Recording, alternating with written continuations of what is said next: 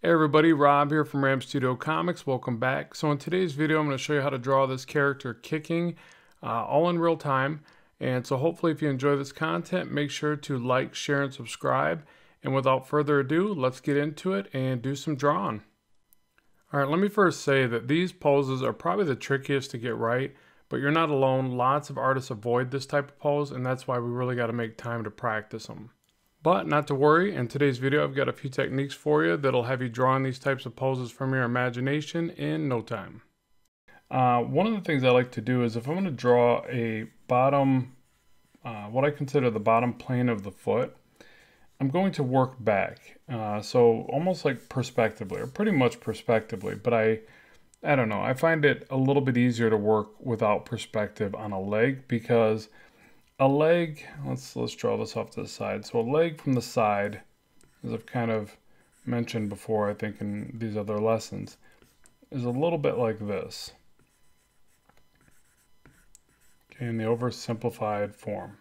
Okay, curve here, relatively straight here, relatively straight here, more noticeable curve there. Okay, so because of that kind of back and forth rhythm, when you go to draw it in perspective, I mean, even if somebody was to straighten their leg as much as they could, you're still going to get a little bit of this, forward and back bending. So you have to think about that. And I feel like when I draw perspective lines, even though that is what happens, a leg, any part of the body, anything in reality that we see falls into perspective roles. But like I said, I feel like I need to focus more on this part. And then there's another issue. I can't just go halfway and halfway and then here's the pelvis. I might be able to pull that off, but it's not really what happens in foreshortening. So another thing to think about is the fact that when you take something, we'll say a kind of a rectangular shape here.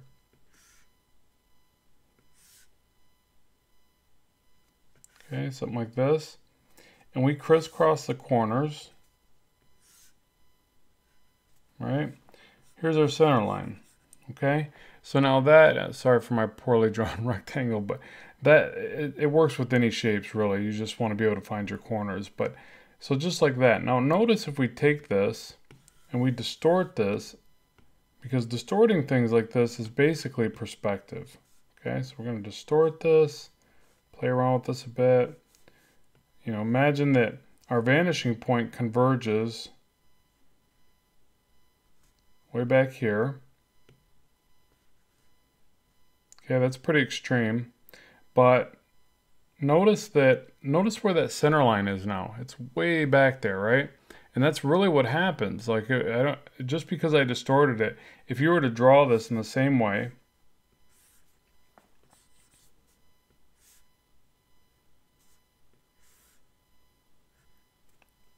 look at that, way back there. Okay, so it's just the way things work. So what happens is, perspectively, when something's really foreshortened and distorted, basically, converging to a vanishing point, even if it's an arm, a leg, you have to remember that it's going to be majority, the foot's going to be the largest. The lower portion of the leg will be pretty dominant, pretty large. And then that next portion, that upper leg, is going to get significantly smaller.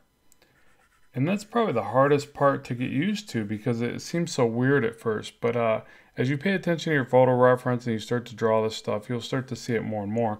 So let's go ahead and do that where we see a little bit of the side of the foot, some of the ankle, some of the back of the heel.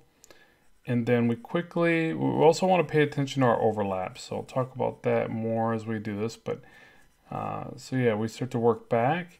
And again, we know that the lower part of the leg isn't flat, right? It's got big calf muscle back here. It's got a curve on the front of the leg. Blends down to here. I like to do this overlap where you see the foot slightly in front of the lower portion of the leg. Just like if you were to draw a fist, you're going to put that fist in front of the wrist. It's very rare. You're only going to see the wrists connect to the fists evenly if it's more of a profile view, and that's not what we're going for here. We're going for foreshortening and something receding into space. So here's the knee. We're going to have that calf right in front of the upper leg. Now here's the tricky thing. If you draw the upper leg and you bring it out this way too much, you start to draw more of a profile, and that kind of fights the perspective. And remember what I talked about, how we get this forward bend, back bend. So if we go here, forward bend, back bend, right? That's kind of the way the anatomy goes. So we need to think about that a bit, but also we kind of need to overlap these shapes in a way that reinforces this perspective. And also we need to remember that this upper portion of the leg, although we're used to thinking about it as much larger than the lower calf area and the foot, because of foreshortening, it's going to be much smaller. Okay, remember that halfway point has to be pretty far back, and we're calling the knee basically the halfway point at this particular lesson. Okay, so now let's say something like this. Let's attach the pelvis, and remember, you're getting your size relationships from the neighboring connection point. Okay, so for instance on this, we can't relate the pelvis to the foot, right? We would think that the pelvis needed to be way bigger as far as size relationship goes. But we can relate it to the opening of the leg right there. And that's all we have for reference. So same thing over here. As I bring this leg down, it's roughly in the same perspective as the pelvis. So I'm not looking at the other leg a whole lot. I mean, I'm kind of judging it off that, but I'm judging it off the size relationship to the pelvis. So something like this. And I'll bring this knee down. I'll have this portion of the leg tucked back. Again, I want to get that overlap in there.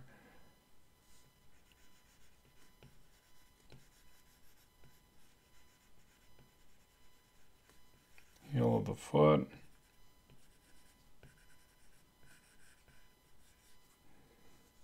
Okay, and then for up here, I could bring the body up here, head here.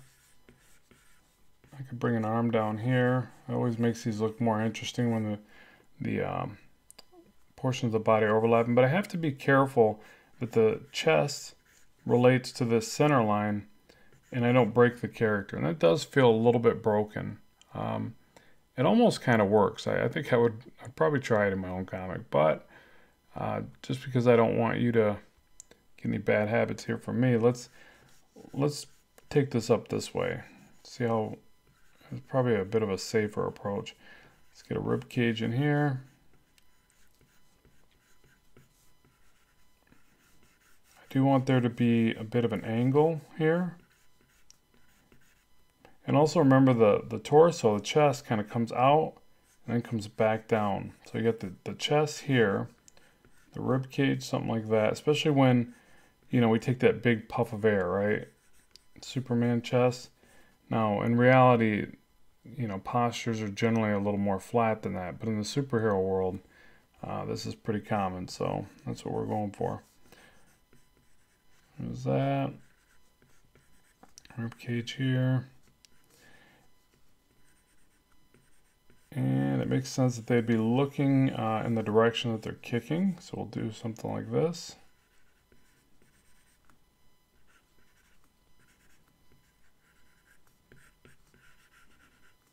Okay. And then let's bring this arm over like this. Let's bring this one down and behind the body. I don't like that. Hold on. Something a little more interesting. Where should we put this other arm? Now, in a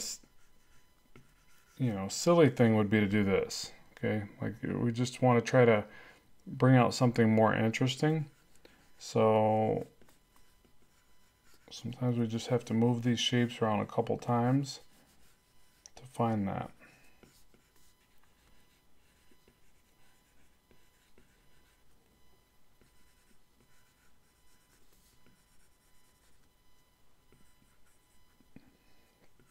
We could even try to have the arm recede away from our view, get smaller like this.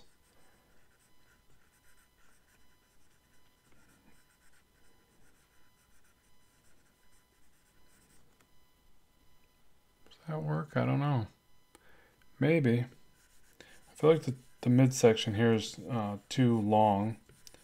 So I need to fix that. Let's fix that now, because sometimes just fixing a certain thing will expose something else.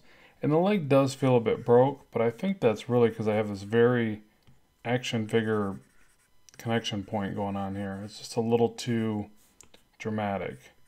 So let's try to bring that in like this. Sometimes just blending some of the lines and using line breaks will fix this stuff. Because people can contort in some pretty wild ways. I'm sure you've seen it. You know, when you pull reference, you can see that people are pretty amazing in their ability to contort their bodies, which is just crazy. Now, me, stiff as a board, but that's something that I have to make sure doesn't find its way into my artwork, because I start looking and I go, well, I couldn't do that. Well, of course not. I couldn't do a lot of the things I draw, but we're in a world of imagination and creativity. We want to really push the envelope.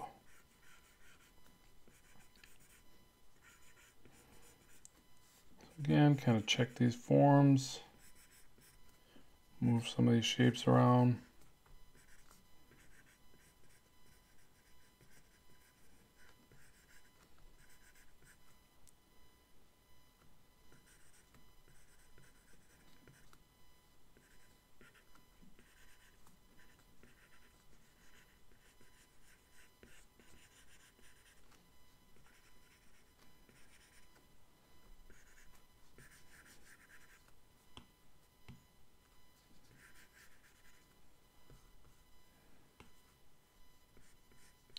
And we can also adjust the leg.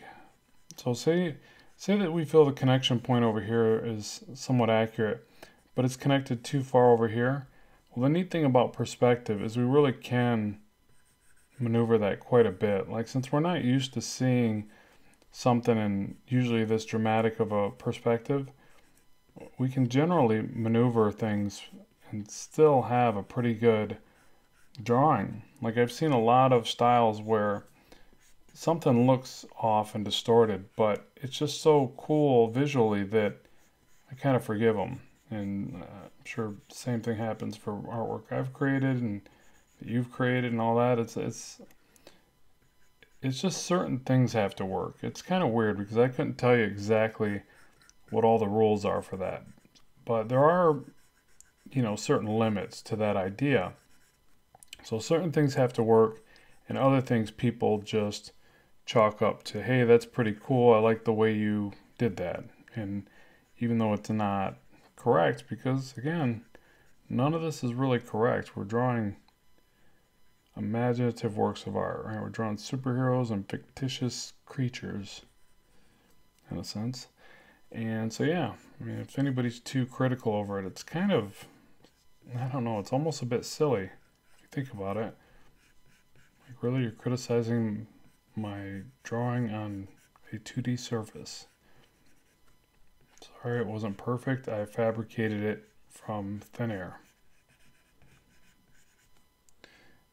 That foot's a little big. Or is it?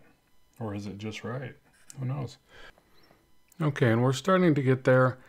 There's still things that I could go back and keep re-editing, obviously. That, you know, one of the things I got to really stress here is when you're doing this, a lot of it is shape memorization. So if you can find these shapes that you keep seeing from a certain angle that makes sense to a body part, you know, foot shape, calf shape, the overlapping forms of the legs, it's looking for those memorable shapes, and then the way those shapes and those forms, anatomy, overlap into the next piece. So when you start to do that, it gets a lot easier, becomes more fun. You start, you know, being more inventive and trying different things, different proportions. You know, I love some of those shots where they really drag out the extreme foreshortening. So that can be a lot of fun. And so yeah, but the first thing is really just kind of jumping in and doing some of these poses and not being afraid of them. And you know, some aren't going to come out so great. You know, there's definitely flaws in this one that I'm not entirely digging. But I also look at it and I go, oh, there's some real parts of this I can save. And since it's just a pose, I'm a lot more open-minded to that these days. Like, I think when I was first drawing, everything had to be what I considered, you know, looking good and correct. And I put a lot of focus on that. And then now I'm guess I'm to a point where I look at stuff and I go, I can fix that. I can make some changes to that as I'm, you know, doing the next level of work, the shading and the rendering, and then also, you know, like I think I mentioned, but just the clothing, you got to be careful because if you render things too much in your mannequin stage, it might just get covered up by clothing anyways. So you gotta be aware of that as well. And past that, it's just really changing the things that need to be changed the most. So like looking at this, I'm noticing that the arm, that hand's really bad. So I should have redrew that hand at least a couple more times. But the arm proportions altogether aren't working. So remember what I talked about with the lower leg needing to be longer than the upper leg from this kind of foreshortened perspective? Well, same thing. That has to happen with the arm because you know, we're supposed to be drawing that where it's receding away from space. And on top of that, I put a bigger hand there. So it totally fights that perspective and just looks like a weird little arm. So things like that are just, you know, things that we just have to keep looking at and adjusting as we go. But again, realizing that you can fix almost anything, especially at this stage, is really helpful. All right, let's get that little arm out of there because it's just embarrassing. I don't know what I was thinking there, but we can fix it, and that's the main thing. I do like trying to find the worst part of the artwork, you know, the ugliest part of the art, and fixing that. It almost feels like you're making better use of your time when you do that. Like, instead of like sitting there and trying to draw the perfect this and perfect that, I just look at it from a distance and go, okay, what is really horrible about this art? What can I fix? And yeah, it always feels like the most productive use of my time when I do that. But again, I really need to think about the lengths of the segments of the arm. So, you know, the shoulder, but not really. The shoulder kind of gets hidden by the chest from this angle. It is still a segment. I think of it shoulder, upper arm, forearm, hand. But the main difference is the forearm needs to taper, and then, I'm sorry, the upper arm needs to taper, so does the forearm. But then the upper arm needs to be longer than the forearm, just like we talked about with the leg. But I do feel it's a little bit trickier right here. For one, it's always like a force of habit to draw things, you know, in a certain length or whatever. So like for me, drawing the forearm smaller just feels awkward. But I know I need to do that to convey that foreshortening a bit better. But it's like, where's the real limit? You know, where's the end of that? And then right there, I was just checking the lightning bolt version of the arm, and that made me realize I needed to draw the shoulder into the center of the arm a little bit more, so the deltoid into the top portion of the arm. And I'll try another open hand pose, but yeah, I'm not really feeling it. I'm probably just going to cheat and do a fist here.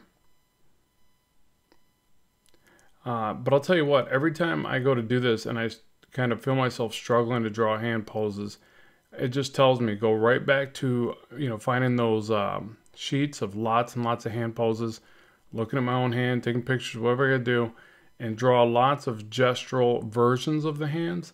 They don't need to be ultra detailed. That can, you know, work that into the finished drawings.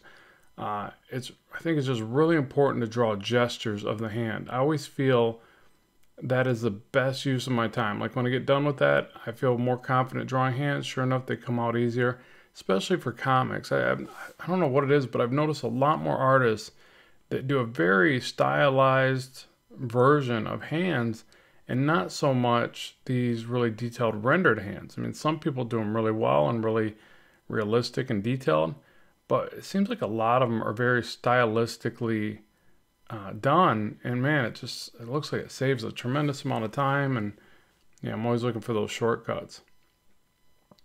So now I've got the arm in there. Hopefully it looks a little bit better. You can be the judge. Make sure to comment. Let me know what you think, stuff like that. I feel like the arm up close is way too elongated and kind of weird looking, like the shoulder could come up higher, the forearm's too long.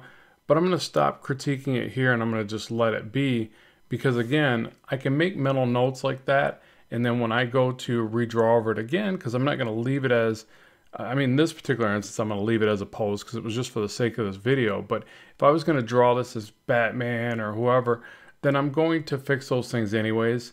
This is enough information to get me to that next step. Plus, this video is just getting entirely way too long. So let me know what you think of the content. I really appreciate you watching and supporting the channel. It's an honor to be able to make these videos for you. I got lots of ideas in the mix and more things coming out along the way. I'm currently working on a new class for Skillshare, how to draw fight poses. It'll also be uploaded to my Udemy course on drawing superheroes.